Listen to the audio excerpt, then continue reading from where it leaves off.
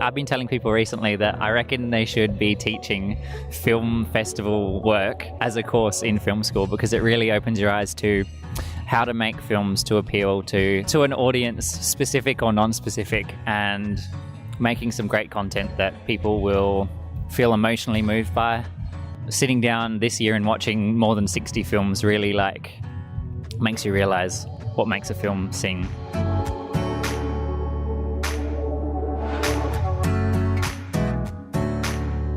Welcome to episode 128 of Be The Drop, a weekly interview podcast sharing stories from people who inspire and motivate others to help teach you how to tell your story. I'm Amelia Veal, Director at Narrative Marketing and firm believer in the superpower of storytelling. The film industry can be notoriously difficult to break into. Gaining experience on a film project and having your film shown in front of a large audience is an incredible opportunity for aspiring filmmakers to get their foot in the door. A passion for short film and a desire to support filmmakers has inspired the Fleurieu Film Festival, which was launched in 2016. Under the direction of director Alison Alcock and supported by a passionate team of volunteers, the film festival has steadily grown each year. In today's episode of Be The Drop, recorded live at the Fleurieu Film Festival, we hear from experienced industry professionals such as Kim Goldsworthy and Kirsty Stark, plus festival curator Chris Warman and director Alison Alcock, on the incredible value of film festivals to build your profile in the film industry. We also hear from some of the finalists, including the festival's winner for the Best Film Director, Nick Thompson. This is Be The Drop, live from the Fleurieu Film Festival.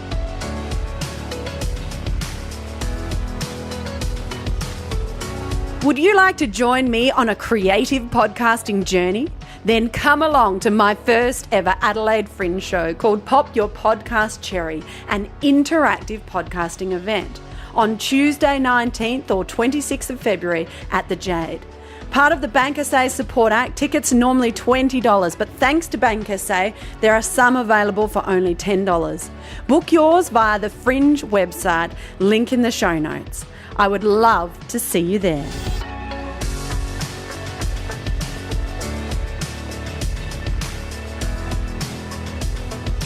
I'm Kim Goldsworthy. I'm the MC here at the 2019 Fleurieu Film Festival, and I'm a writer-producer, working mainly in TV. Right, so you've got a fair background in the industry. How important do you think festivals like the Fleurieu Film Festival are for encouraging new artists and new producers to come into the industry? Look, I think it's incredibly important. I mean, there are a lot of people out there and all looking for ways to get into the industry. And I'm asked regularly, what do I do? How do I get in? What's the first step to take? And it's about getting a name for yourself, getting the opportunity to make stuff. Because making stuff is the way that you get better. You learn from your mistakes, and hopefully you learn from the things that you do really well. But people just need to be able to kind of position themselves so they have a presence in the industry, and this is a really important way of doing it. The theme for this year's festival is climate change, which is very topical, and people do have a lot to say. What does bringing that sort of theme to a festival like this add to the content creation process? Look, I think it's great to have a focus, and the challenge to the filmmaker is to find interesting and unique and individual ways of getting a message across, which isn't just didactic and haranguing, but is engaging and entertaining and can open the audience's eyes to things or perspectives that they wouldn't otherwise have. So I think it's really good. I mean, that notion of cli-fi, climate change science fiction, is a kind of a genre that I think we should see more of. Fantastic. Thank you so much, Kim. No worries.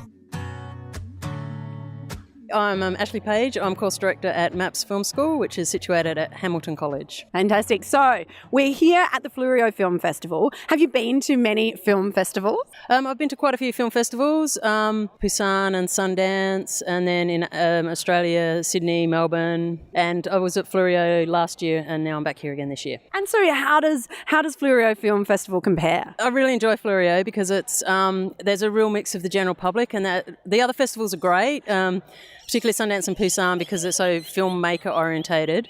But the Fleurieu is great because it has such amount of the general public here supporting filmmakers, and you don't often get that. Sometimes it's just filmmakers supporting filmmakers. Yeah, it's a fantastic. Alison's done a great job promoting it. You've come from MAPS, and there's a number of students who've put films in today. How important is it for them to have this opportunity to showcase their films to, a large audience? Oh, it's hugely important. I mean, that's the main thing. If they're trying to get into the film industry, it's not whether they have a diploma or advanced diploma in their back pocket. What's more important to other industry people is can they make films, and the film festival, actually having your film screen in front of a public audience, it's gone through a vetting process and to be selected. So it's a huge thing for the filmmakers to be able to show their credentials because they're making stuff that people are wanting to see. What sort of advice do you give to students about creating something for a film festival? Well, we always pitch the Fleurieu Film Festival at the beginning of the year and tell them what a great opportunity it is, but we leave it up to them whether they want to embrace the 8 minutes and the theme. It's up to them whether they choose to embrace the film festival model or if they want to go off onto YouTube or wherever it is that they want to get their film out to the public. So all we can really do is say what a great festival it is, and then we leave it in their hands. I think a real key to filmmaking is it's a little bit like bottling lightning, and to do that you have to be really passionate and enjoy it. So we just guide and advise, but we let them do their own thing in the end. And it is a hard industry to be successful in. What sort of advice is there when students are finishing up? Where do they go? What do they do? How do they follow these passions? Yeah, I mean, it is really difficult when you're in a learning environment and then you're moving out on your own. I think the main thing is to keep in contact with your peers who you've made the films with, and which we have noticed already that's what a lot of students are doing. So they create businesses with each other and keep engaged that way. A lot of them will do maybe wedding videos or filming events and then do that to supplement making their own creative work. And we think that's a great model. So that they've sort of got their foot in the industry as well as they're following their passion. So a lot of students come in and they might want to be a director or a cinematographer, but they might not be able to head straight out from MAPS into that area. So if they're in an associated area as a runner on a film or something like that, at least they're kind of in the industry, but then they can use that money to, rather than working, at a supermarket, they're earning money in the industry, but they can still follow their passion. Fantastic. Well, it sure is. There was over 60 films, and to be one of the last 10 standing is a really good credit. Brody Winning, and my film is Harvest. Cool. So how did you find creating your film with a theme in mind around climate change? Well, I suppose I knew that I wanted to tell a story with a social issue, and I think the droughts were really topical at the time, and I have a family that comes from an agricultural background, so it was kind of an emotional decision really to just sort of follow that calling and just develop it, thinking about sort of the impacts on an individual and sort of, the knock-on effect. And here you are a finalist. That's pretty exciting. Yeah, no, really exciting. I was absolutely stoked. I mean, I just kind of submitted it on a whim, so it's pretty good to get in. Yeah. So, for you, you come from MAPS. Yeah. What does it mean for you to have your film shown in front of 800 people? Yeah, I mean, it's daunting. But I mean, look, it's been edited, so I'm pretty confident that it's the best possible thing it can be. So I'm just hoping that everyone's here to have a good night, and hopefully they enjoy it and take away a message from it. And just happy for it to have an audience, really. Yeah. If you could summarize it in sort of one thing, what has really stood out for you from this experience? I think the community, like how much films really bring people together, like even just the audience. And I mean, I've got like friends and family, and they're all really excited. And obviously making it, we had, a crew of filmmakers and, lots of MAPS students are here. And yeah, I think just how much it brings people together. Yeah. Oh, fantastic. Thanks. Well, best of luck, but also congratulations just for being in the finalists. Well done. Thanks. Hi, my name is Christopher Warman, and I'm the curator and the technical director of the Fleurieu Film Festival. And how many years have you been doing this for, Chris? I've been doing it since the first year in 2016. And every year it's growing, isn't it? Correct, yeah. So I think in the first year we had less than 100 people attend, and then last year it was about 400, and this year is over 800, which is incredible. It is, and what a sensational venue. We're here at Pennell Winery. The sun is just starting to set. It is glorious. We've got some music in the background, which I'm sure everyone can hear. So what is it about the Fleurieu Film Festival that you think is so important to the film industry? I think the Fleurieu Film Festival is important to the film industry as a whole and locally in SA because it gets people's films out that wouldn't have normally been seen. And 800 people is an incredibly large number of people in person to see your film. A short film, a lot of student films coming out of the MAPS Film School, really incredible quality of film. You know, it's tough to get a working gig in the film industry. What credibility or how does this help that process? I've been telling people recently that I reckon they should be teaching film festival work as a course in film school because it really opens your eyes to how to make films to appeal to an audience, specific or non-specific, and making some great content that people will feel emotionally moved by. Sitting down this year and watching more than 60 films really makes you realise what makes a film sing. So you start with over 60 films, then there's a group of judges, you've got to cull them down and somehow come up with 10 finalists. Is that a tough process? Yeah, so from the 60 or so, the Fleurieu team got together and we thinned out the list, and then we sent a list of 20 films to the judges. Then they're judged in their categories. So cinematography, script, audio, that sort of thing. Then we picked it down to 10 films, and then there was a couple extra wildcard films that are going to get shown tonight that was a nice surprise to add into because we thought they were really good and deserve to be seen. Anything else you want to add about the festival and what people can expect? I'm super proud of what we've been able to achieve this year. So you should be. It's a fantastic festival. Thank you. Thanks. Kirsty, what was one of the first things that really helped you get involved in film? I did a course at Flinders Uni, and as soon as I finished, I started making short films, entering festivals and trying to get my name out there and get off the ground. To be able to show your films in front of an audience, get recognition is really important. And you've gone on to do some pretty exciting things from your short films. Tell us a little bit about that journey.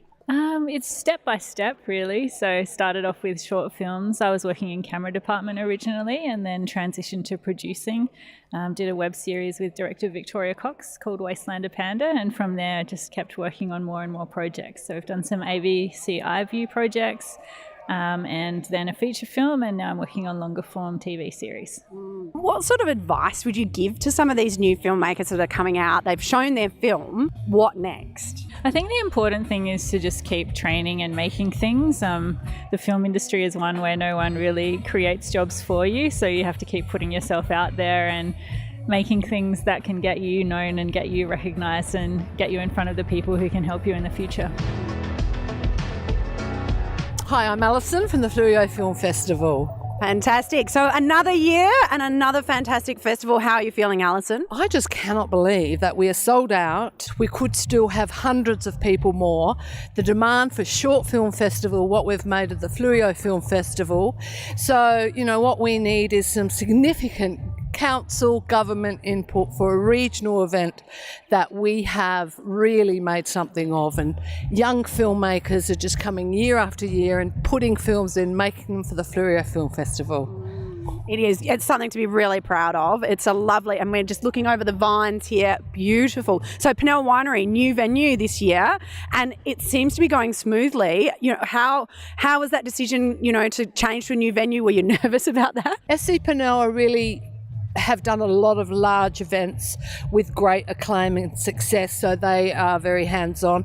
But I do want to thank the team of Chris Warman, Gaynor, Jarvis, Mel, Little, and of course Gillian Birch, Miss World Peace. No, we're really thrilled. You can't do it without a really good core team. And, it's hard work. It's incredibly hard work. We've got interstate people coming to us. We're on the map. We really are. We have become the Trot Fest of the Fleurieu. And, Uni SA have come on board as a new partner. They're giving the 5,000 best films. So that's going to be amazing. I can't wait for that young filmmaker to receive that award. Well, I really do hope that it does get more support because you guys do an incredible job and it's a fantastic event. Thank you. My name's Peter Owen. I'm the Director of the Wilderness Society in South Australia. So we're here at the Fleurieu Film Festival, which has got a topic that's very close, obviously, to your heart, given that you're at the Wilderness Society, looking at climate change. Yeah. So how important do you think it is that we're getting a range of different content creators creating content on this subject? It's critical. I mean, this is the big issue that we need to address as quickly as we possibly can. And certainly the creative forms, in terms of getting messages out there, is a fantastic thing to do. I mean, we need lots and lots of creatives, musicians, artists, filmmakers like we have today, getting the importance of the need to act, the need to stop burning fossil fuels, the need to start thinking about how we're actually going to live in a rapidly changing climate. So if you had a bit of advice, if people are listening and they're like, well, I want to do something, but I just don't really know what or how, how can I make an impact? What should I do? Yeah, well, we've got a federal election coming up in Australia in May. I would encourage everyone to get in contact with their local member and ask them to commit to stopping the expansion of the fossil fuel industry. You are there to represent me, not private fossil fuel corporations. Thank you so much. My name is Paula Geldings. I'm Associate Head of School at the School of Creative Industries at Uni SA. We are delighted to be able to spend time with the next generation of creative practitioners. So the chance to be involved with the delivery of the Best Film Award here was just a no-brainer.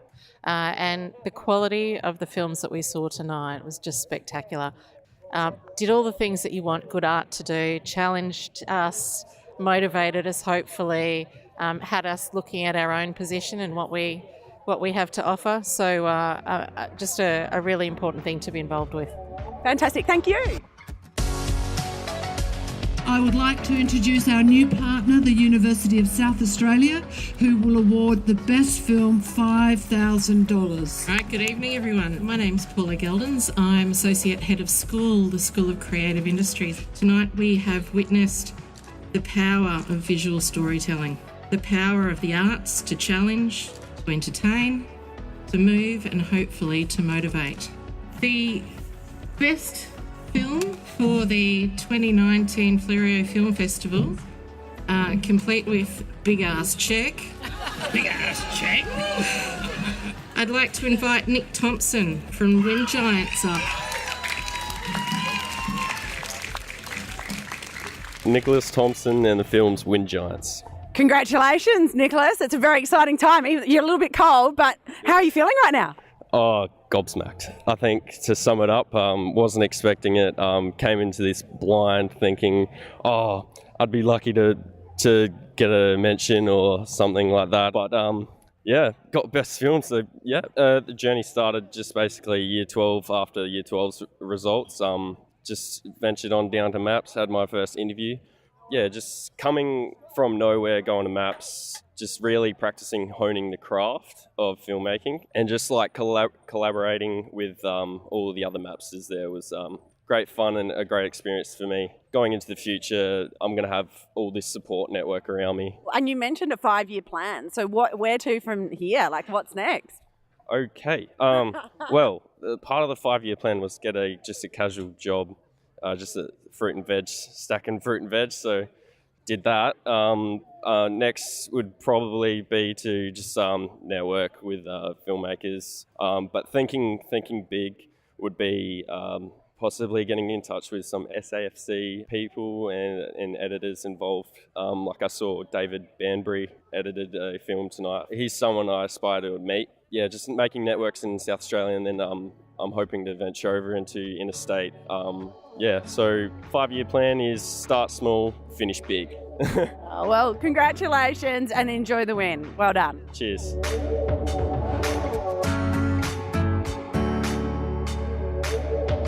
So that brings us to the close. Thanks to all the volunteers, all the people backstage who've been working like navvies. Thank you all for coming. I'm Kim Goldsworthy. Thank you very much and good night. Thanks for joining me for another episode of Be the Drop. Don't forget to subscribe in order to ensure you never miss out on one of our weekly episodes. Be the Drop is produced by Narrative Marketing, where we believe that stories connect individuals and that powerful storytelling can positively impact the world. To unleash your storytelling superpower, visit narrativemarketing.com.au or check out our social links in the show notes. To contact me directly with any specific comments you have, you can email me via amelia@narrativemarketing.com.au. And don't forget that whilst a task or challenge may seem overwhelming, a waterfall begins with one drop, and look what comes from that.